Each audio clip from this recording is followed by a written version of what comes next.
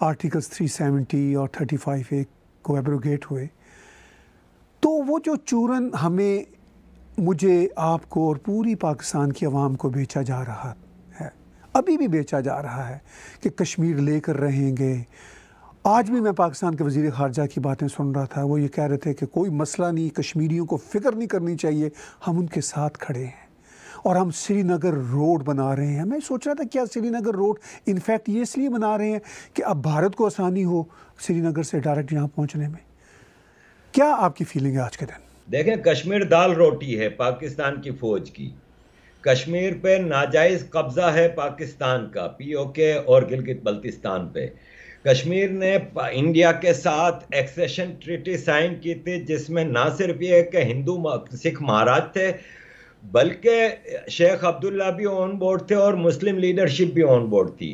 Kashmir legally India का हिस्सा है, यूनाइटेड नेशंस में भी इंडिया लेके गई थी, लेकिन पाकिस्तान एक आर्टिफिशियल कंट्री क्रिएट किया गया था, जिसको बनाने के लिए जो आज़ादी की आवाज़ उठा रहे थे उसके ऊपर यही फौज हमले करती थी, यही फौज उनको मारती थी बरतानवी सरकार के कहने पे। आज वो ठेकेदार हो गए पाकिस्तान के, लेकिन इनको अपनी हेजेमनी कायम रखने के लिए, पाकिस्तान पर अपना कंट्रोल कायम रखने के लिए ये कश्मीर चूरन से बेहतर कोई चूरन था नहीं।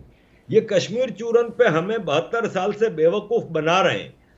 स्टेटस को काम का इनका मकसद था, स्टेटस को कायम रहे।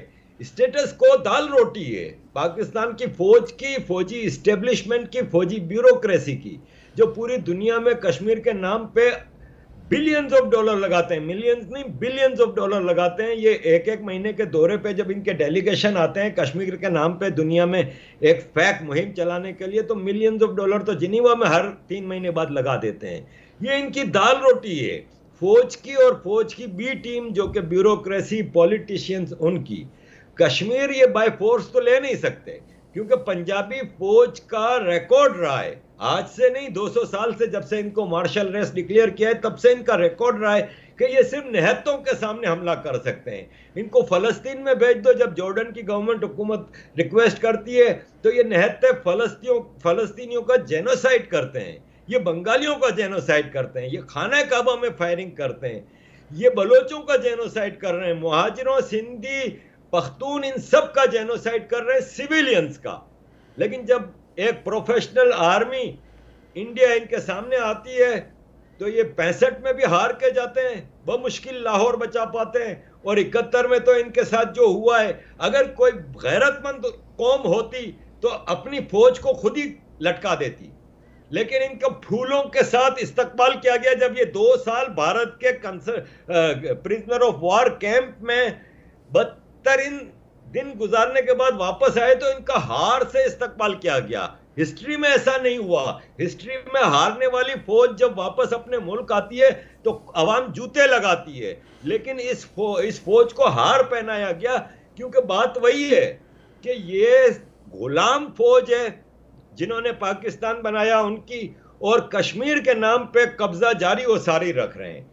भारत के लीडर श्री नरेंद्र मोदी जी ने जो हिस्टोरिक डिसीजन लास्ट 5 अगस्त को लिया है, nothing better than this for Kashmir, क्योंकि कश्मीर की टोटल डेवलपमेंट रुकी हुई थी सिर्फ इस बुनियाद पे कि भारत में इसके ऊपर आर्टिकल 370 लागू था। लेकिन अब भारत की लीडरशिप भी एक नई तब्दीली ला रही है, और मुझे यकीन है कि इसी नरेंद्र मोदी के पीरियड टेन्योर के अंदर ही पूरा कश्मीर भारत के पास चला जाएगा। इस फौज का अब डिक्लाइनेशन है और इनका वक्त पूरा हो चुका है, और इनको नज़र भी आ रहा है। जब भी ये पापा जॉन्स और इनके फौजी पूरी दुनिया में जो इन्वेस्टमेंट कर रहे हैं, इनको पता है कि इनको पाकिस्तान छोड़ के भागना है, और इनको कोई चाइनीज वाइनीस नहीं बचा सकेगा, क्योंकि चाइनीज का भी कब्रिस्तान ये कश्मीर बनेगा इंशाअल्लाह।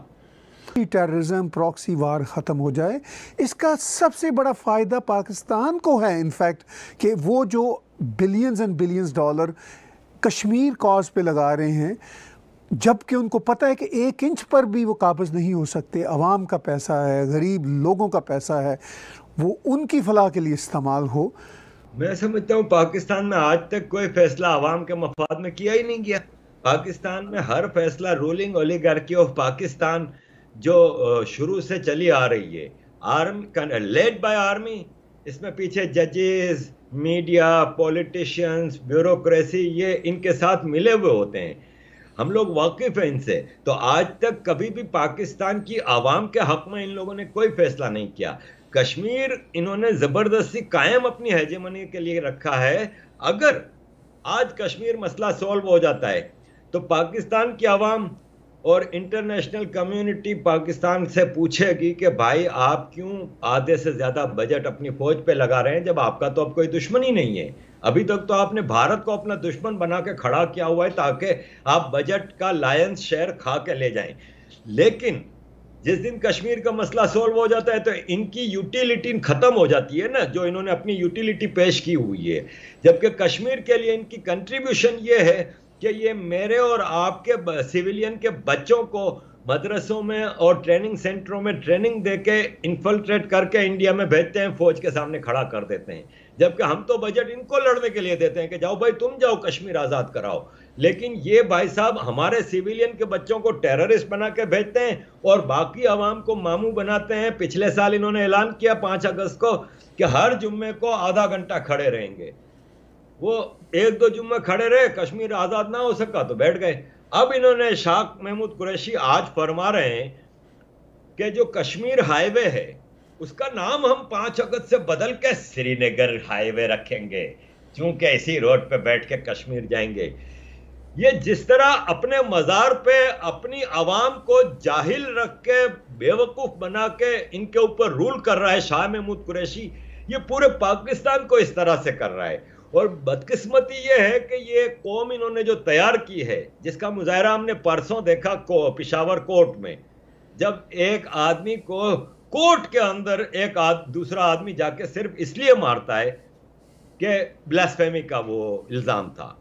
मेरा सवाल ये है कि आपने मुमताज़ कादरी को देखा था, वो मुमताज़ कादरी के मज़ार पे जब लोग जाते हैं गरीब लोग, तो वो कहते हैं कि ये जिंदा रहता तो इसको एक कमरे का घर नसीब नहीं होना था।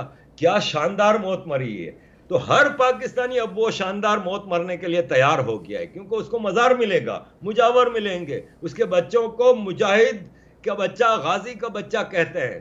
तो ये एक ट्रेंड सेट हुआ है, ये एक जाहिल कौम तैयार की है इन्होंने ज़िया-उल-हक के ज़माने से।